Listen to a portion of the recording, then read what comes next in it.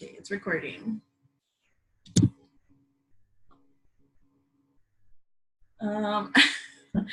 So today we are presenting on meditation and prayer, and I'm Monica Navarro. I'm Erin Meyer. And this is our presentation. So the overview, we're just going to do a quick introduction on our project, and then we're going to go straight into what meditation is. And then we're going to explain a little bit on meditation, talk about meditation approaches, different kinds of approaches when it comes to meditation, what meditation entails, and kind of like the physical part of meditation, and why it's significant in Buddhism, and then the benefits of practicing meditation. And then for my part, which is prayer, I'm going to start talking about the worship and the mantras. I don't probably saying that wrong, but sorry. And then I'm going to go into prayer flags and the prayer wheels, simply because they have like big significance in like the Buddhism prayer community. And then after that, we are going to compare and contrast the meditation and prayer to see like where they come together and where they're different. And then just a conclusion. Yeah, we're just gonna have a short conclusion just to wrap everything up. Simply so like there's no confusion on anything. But that's our overview. Okay, so our introduction, what this project and presentation is going to be about, is that there are many misconceptions about meditation and prayer in Buddhism. So we're just kind of going to go over the facts behind each and take it away from what the Western world and society thinks about meditation and prayer regarding Buddhism, and kind of just talk about it more. And so we're going to discuss both of them and their significance and dive into the importance of each one. And then at the end, we'll compare and contrast the two and see how they kind of relate to each other, but also how they're different as well. And then I just want to include that on the sides, we do include like little short pictures just so that people know what we're like talking about, or like just to get a little reference of the things we're talking about. So what is meditation? This is all regarding to Buddhism, so it's not talking about, your yoga class or anything like that. So meditation is mind's gift to itself. It's a practice that transforms the mind. It takes you from your normal thinking and kind of talking to yourself to become more peaceful and really not think about anything. It creates concentration, clarity, positivity, and calmness. And it's really important to Buddhism because it is the way to achieve enlightenment. There's a lot of different forms and practices. There's different sects that have different forms of meditation, and then there's also different types of meditation in itself. And there's also a lot of positive effects, both physical and mental, psychological, that come from meditation that a lot of people can practice and bring into their life, even if they don't practice Buddhism.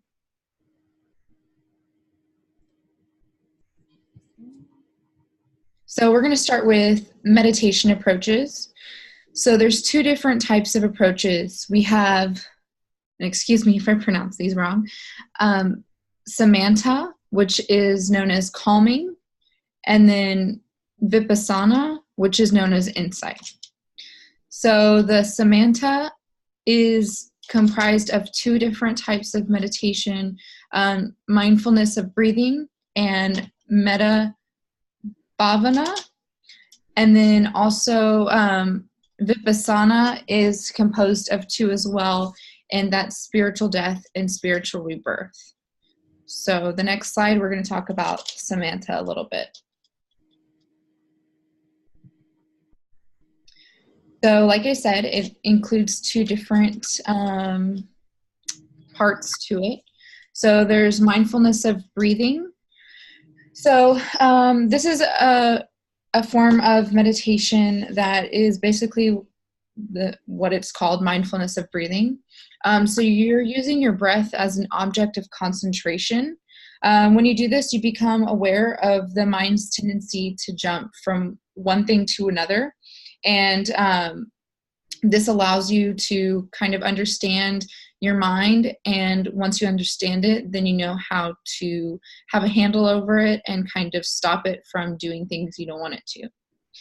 So it has a positive effect on both mental and physical state, just because you're so aware of your breathing and what your mind is doing. And this has 4 stages. And then we also have the metta bhavana. And so metta translates into love, and bhavana means development. So if you put these together, it's, love development. And when we say love, it's not meant in a romantic way. It's meant in more of a friendship or kindness. And it's something that you feel in your heart. And then this metta bhavana has 5 stages. And these stages are what you go through in order to be considered in this state of meditation. So next we'll talk about vipassana meditation. So this also has 2 parts. It has a spiritual death and a spiritual rebirth.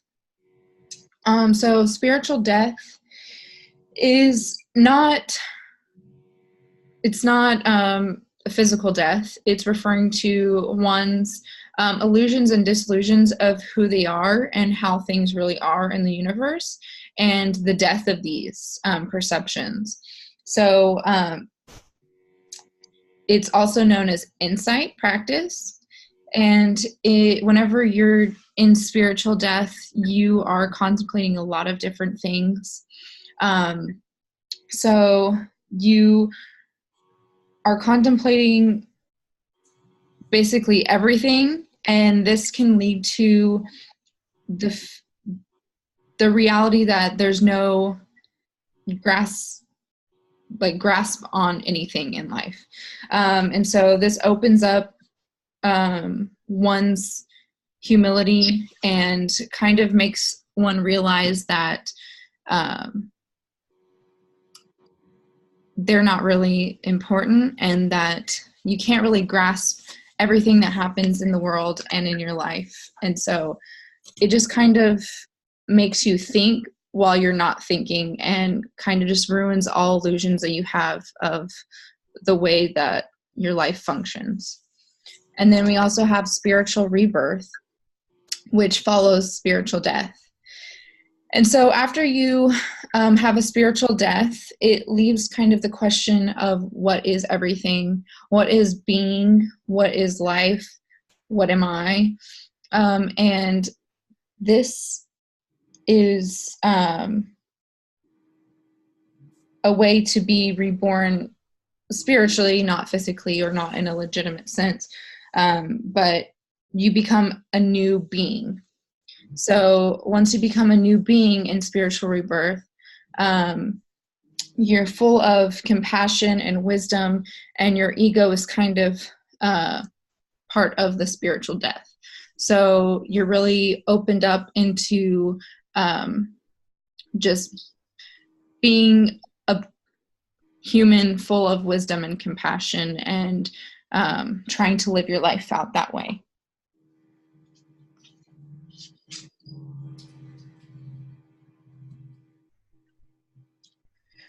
So meditation can be performed or practiced in a lot of different ways.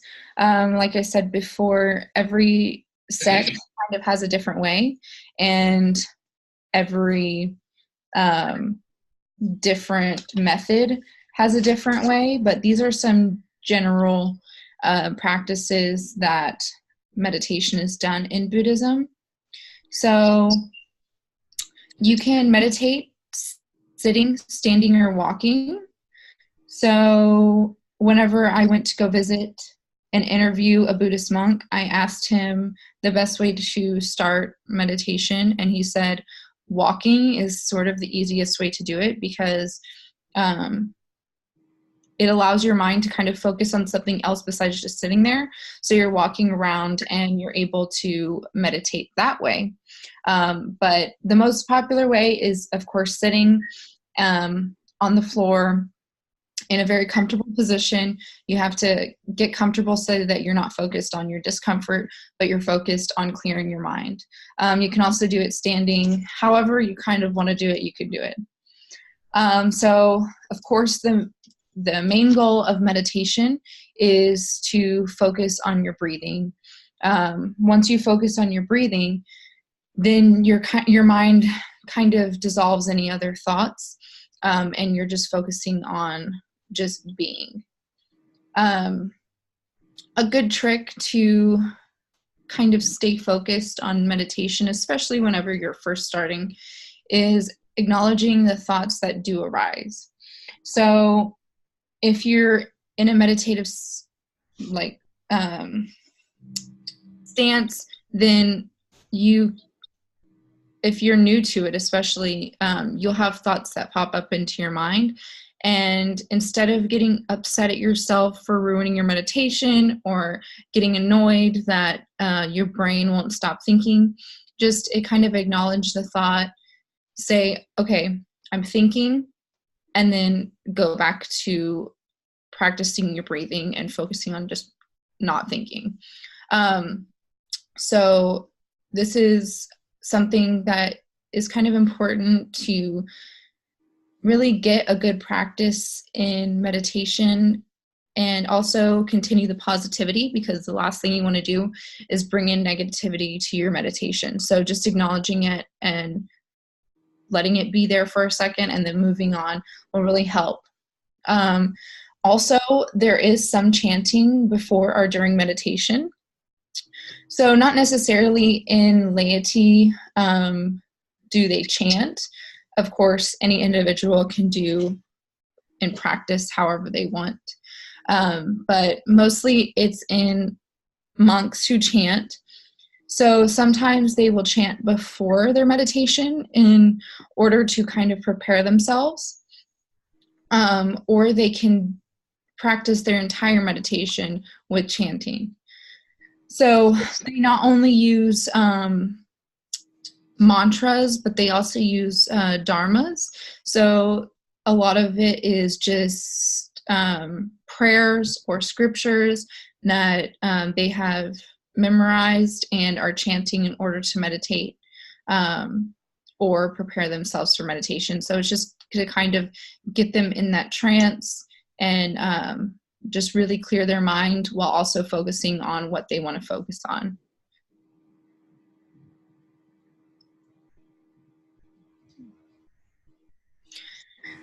So meditation, while it seems very simple, it's not.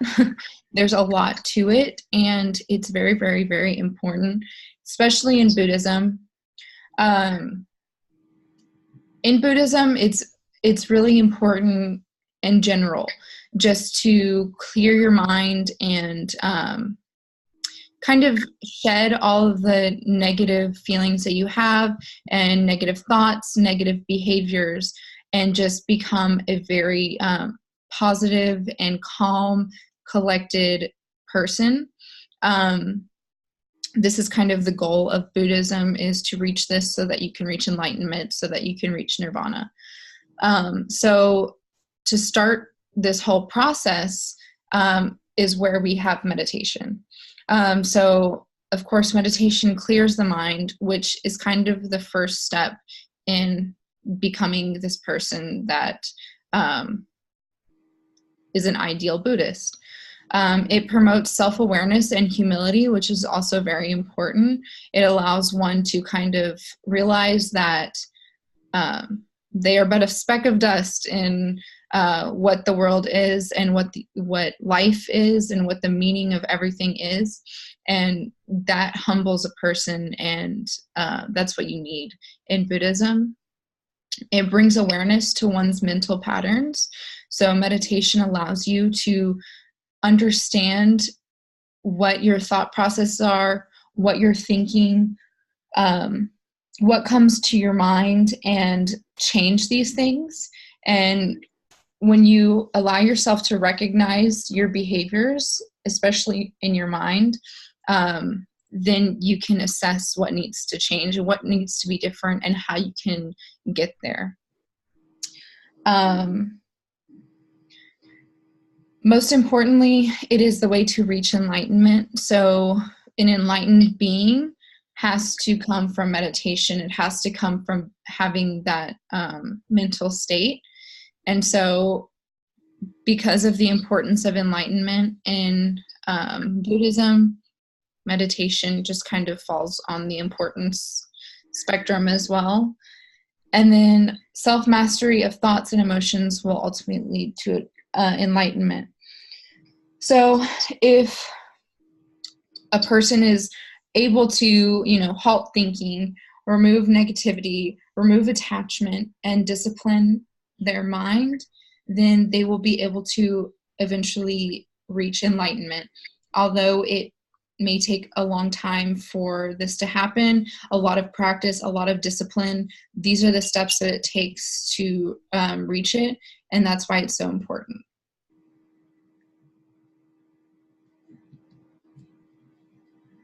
And lastly, on meditation, there's a lot of benefits in meditation. So there's a reason that meditation is not only in Buddhism, but it's come into our society over here in the Western world, is because it has been proven to have a lot of physical and mental and psychological benefits on people. Psychologists use it, psychiatrists use it. It's used in yoga. It's used in practices just where you can go to centers and just practice meditation. There are apps that have been created to meditate, countless books. So it's pretty worldwide known that meditation can help you in any religion, if you don't have a religion, and anything that you do. So it's known to reduce stress, anxiety, and depression. So these are things that are a medical condition that a lot of people have to medicate themselves for because it is an imbalance in the brain. And meditation is known to really help these disorders just because you're so well in tune with your mind that you can kind of help change these things, especially anxiety. It's shown countless times that meditation can really help anxiety disorders. It helps radiate positivity. So when you practice meditation and become positive and aware of what you're thinking and what you're doing and what you're saying, once you start practicing these things, it will automatically translate into your life. So if you have something that happens in your life, you're not even in a meditative stance, you're not even meditating, you are more likely to handle things with a positive outlook and a more calm demeanor because you practice meditation. There's also physical benefits to meditation. So because of the mental benefits, you're promoting better sleeping patterns, especially if people are doing meditation before bed. It's proven to really help with people who struggle with like insomnia or anxiety that really restricts them from having a normal sleeping night. And it creates more energy. So not only say you struggle with depression and anxiety, not only are you reducing that, but you're kind of counteracting the side effects of those disorders with creating more energy, which really helps that disorder as well. So all in all, there's a lot of benefits to meditation outside of Buddhism that can be applied into anyone's life. Okay, before we start off with mine, I just want to ask you really fast. Have you ever tried to like meditate or anything like that? No. I tried once, and it actually because I'm like I have prescriptions for anxiety and like depression and stuff like that, and it actually really did help, and it helped like lower my dosage. So like when you were talking about it, like I didn't realize like that's like it would also help with that, but it did. Yeah, that's awesome. So now I'm going to talk about prayer.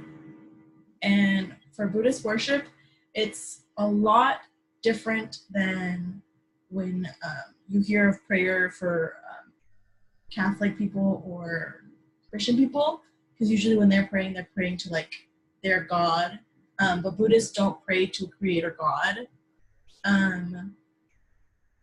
In the Mayan tradition, they worship Buddha and other like Buddhists.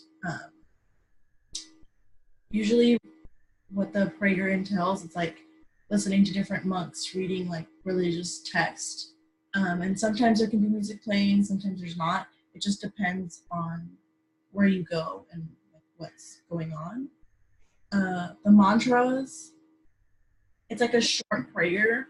At this website that I looked at, some of the mantras, it said repeat 3 times, or you could repeat it up to like 100 times. So these little short prayers are just like supposed to help a person like relieve themselves, I guess. It's supposed to have a spiritual effect on the person, where it's like something short and simple that you can remember and you just repeat to yourself. And the Tibet prayers can have like different sounding words and different sounds, simply because the vibrations are going to cause a better feeling in the body and like make a person feel better.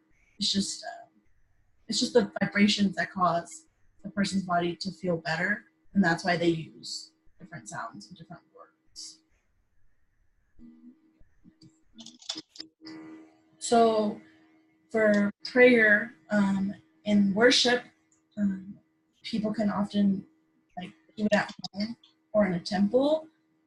When people do it at home, usually they have like a room dedicated to praying or worshiping, or they have like a little shrine and like a room like sectioned off to have like their little shrine. Most of them display a Buddha, and some of them have candles and incense sticks just to like have like a, I don't know how to explain it. It's just to have like a little setup so that when they go to pray, it's like, okay, I'm ready to pray. In the temples, they're also known as, I'm not sure if I'm going to pronounce this right, but Stupa. Stupa. There you go. Thank you. Basically what it is, it's usually the temples are on a piece of land or on an object, or they're surrounded by something that they believe that Buddha might have had an interaction with. So it's like a place where it's a sacred place most of the time. The temples often have like prayer flags displayed, and then I'll talk about that in a little bit. And like I'll have a picture up, and then they have the prayer wheels too. The prayer wheels are actually pretty interesting, and then I'm going to go further into detail with those a little bit further. Most of the temples, or like the shrines that people have, or the little rooms that they have a statue of Buddha, because that's who they're trying to pray to. During the worship, Buddhists usually sit on the floor barefoot and they recite different prayers. And I believe there's 5 different types of prayers that I'll go into with the prayer flags. But usually when praying, they pray more to like not themselves or not to Buddha. It's just for I believe it's like the elements of life. And then I'll go further into that. So the prayer flags, usually it's the Tibet Buddhists that have them displayed. Um, they have these flags all over like their holy places, and they have like thousands and thousands of like different flags displayed, and each flag has like a different prayer. The prayers are actually really interesting because some of them are short and they're just repeating, and other ones are like longer. Um, when I was looking it up, there's actually like certain rules that they have to follow when hanging up the flags or when they have to display the flags. And like even when people are displaying them in their homes and stuff like that, there's like certain like things they have to follow. The different colors symbolize different things. They symbolize space, water, fire, air, and earth. And basically, it's the essential ingredients of life. And those are the five different things that usually when they're praying, they pray to, simply because we need all of these things to help us be here and protect us, and just to get into the mindset that we're okay and that we're fine.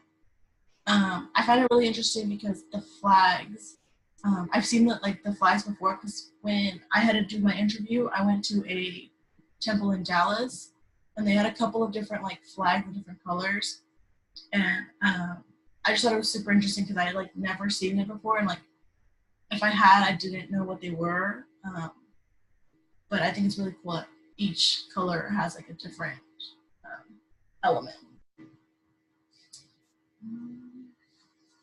And then with the prayer wheels, when I was reading about the prayer wheels, I never even knew that these were like an actual thing.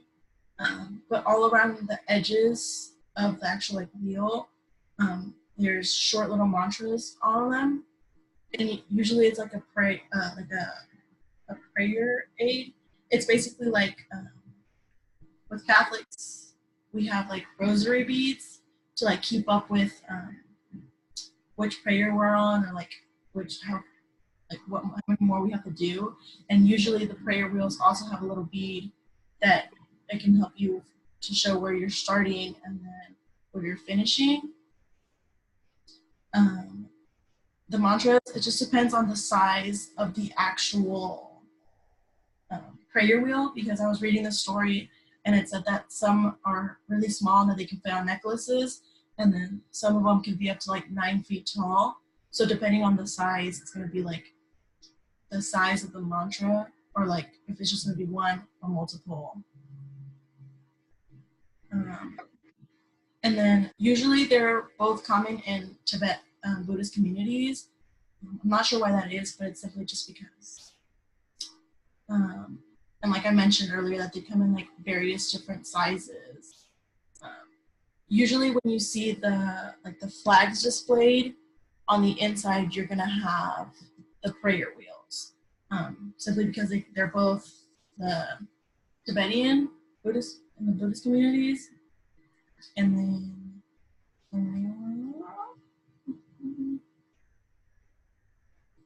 I'm gonna go back to where I was talking about the prayers, and when I was talking about the temples. So the prayer flags are usually displayed on the outside, simply to show prosperity and like all the different things of life, because the temple is such a sacred place that they want to have the prayers going into the place, so that as you're walking into the temple, it's more of a like you're getting more into the mindset, like, okay, I'm going to pray and this is what it is. And like if people forget like different prayers, it's displayed all over the different places. I believe that in the like when you're worshiping in your home, you don't necessarily have to be sitting on the floor or barefoot. That's just what I read based on somebody that said that, but I'm not quite sure that you have to. Now back to the first one. When I mentioned that the Buddhist worship isn't to a creator god, it's more because in Buddhist prayers, they mainly pray to like the natural stuff that we have on Earth, or like space, like how I mentioned the 5 different elements, which is like space, earth, air, water, and fire. That's what they pray to because it's something that we need in order to survive, and that's why they don't pray to like a direct God. And sometimes they do pray to Buddha, but it's more like a thank you. Like now we know how do we need to achieve enlightenment, and this is what we're gonna do. They also, this is what I learned whenever I went to go do an interview. He told me that it's more of like a transferal of energy. Like if your friend is sick, you pray that good energy will find that person and heal them. That's interesting. I didn't even find anything like that when I was like looking it up. But their prayer is super interesting to me because like all the prayers that I've learned like growing up and stuff, it was simply to like a direct God and a direct person, and it was never to like oh, I'm gonna pray to the air, I'm gonna pray to fire and stuff like that. But I think it's really interesting because those are the essential necessities that we do need for life, and it's like it's really good.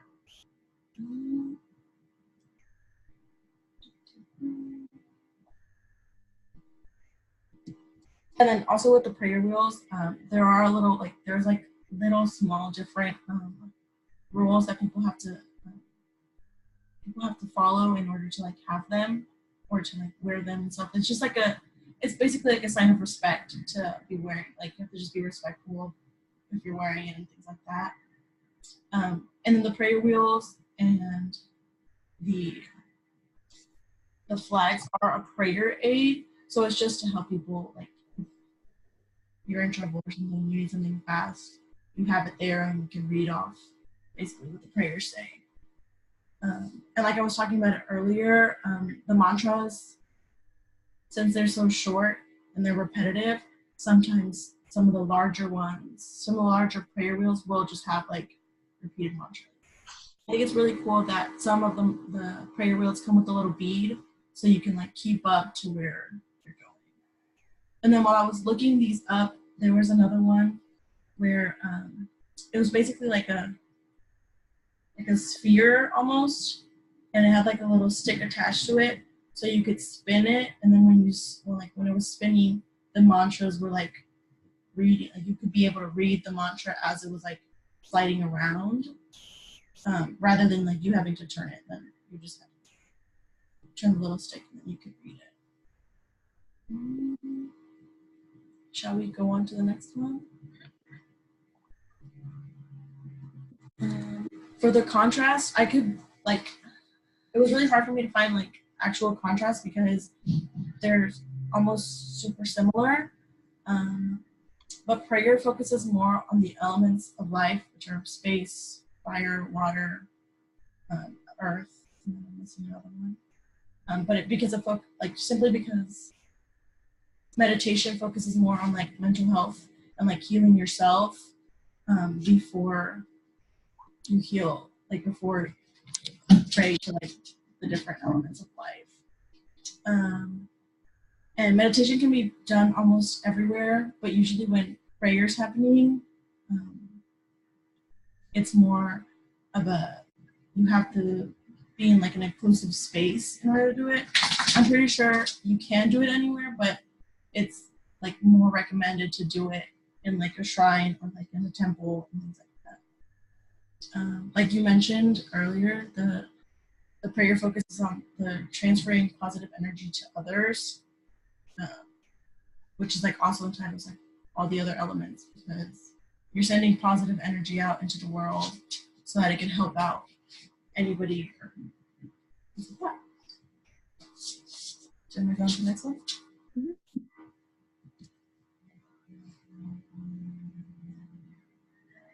Okay, the comparison. They have a lot. They're not the same exact thing, but they do have a lot of similarities. Both of them are trying to promote positivity. They're both trying to promote positivity. So basically, they're just trying to put better out into the world rather than negativity and things like that. So while you're meditating or while you're praying, you're trying to focus more on your, like, just putting better out there. They both require self-mindfulness and awareness, basically just meaning that you have to be self-aware of like everything you're doing and you're just trying to help out everything. They are both selfless acts and promote humbleness. That goes the same with the self-mindfulness and things like that. You just have to be aware of what you're doing and not to focus on yourself and trying to help others. And then prayer is a form of meditation. When you were talking about it earlier, with the chanting and meditation, in prayer, people can also chant while they're praying. Rather, like you can either like chant out loud or chant to yourself, but it's almost the same as meditation, where you can chant if you want to during or afterwards. And in prayer, it's the exact same thing. Do you want to add anything to that? Can we go next one? Yep.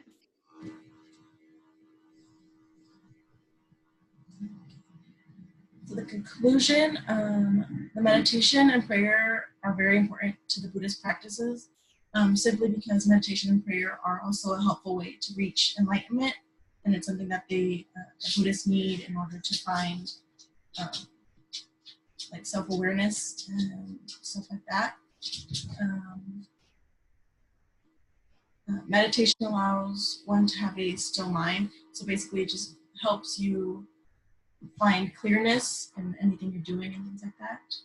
And meditation is important to become an ideal Buddhist. So basically the same as I was saying earlier, meditation is basically to help reach enlightenment. And then we said it earlier, the prayer is a form of meditation, simply because you're finding clarity while you're praying.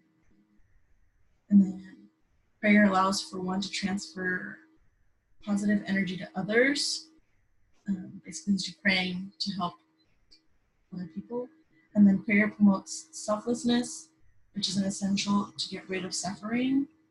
That could also go along with meditation, simply because you're just trying to help get rid of like your mind, like things that are on your mind, and you're trying to find clarity. And once you find that clarity, you can go out into the world and help other people better themselves, or simply just send them positive energy.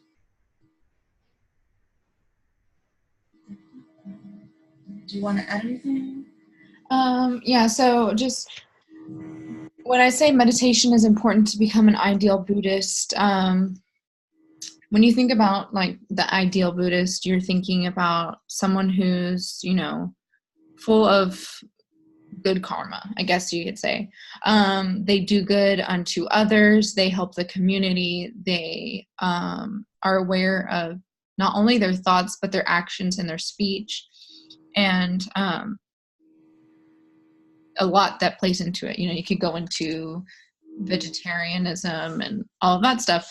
But meditation is really important because it's kind of the foundation of becoming all of these things, because everything starts with your mind, obviously. So if you're putting in the time and the practice to meditate, to get rid of all of these negative things, negative, way of thinking, and you're quick to anger, or you're quick to aggravation, or anything like that, meditation really helps you get rid of all of this stuff. So once you take the step to meditate, you're kind of setting yourself up to become the ideal Buddhist that will reach enlightenment and nirvana. And that's why it's so important to Buddhism. So also that could go hand in hand with prayer, because prayer promotes selflessness, because you're focusing on not yourself, you're focusing on either, the environment around you, the elements, or other people, and transferring that positive energy, or being thankful. You're focusing on other things besides yourself. You're not sitting there saying, help me make $1 million or whatever. So this is really important also, because selfish people don't reach enlightenment. Selfish people don't get good karma. So if you practice this with the right intentions, along with meditation, it's basically your foundation to the end goal. Yeah, like you mentioned, like you just said, with the karma, I was just thinking, like when you were talking about the meditation and how it can rid your mind of negative thoughts. They both can go hand in hand with good karma and like how you can put good karma back into like energy back out there simply because if you don't have these negative thoughts, then there's no way that you should be able to put negative karma out there so I can come back to. And that's it. And We just have our references. It's a long list, but they're there. And then, thank you. thank you. This is our contact information. And thanks for listening.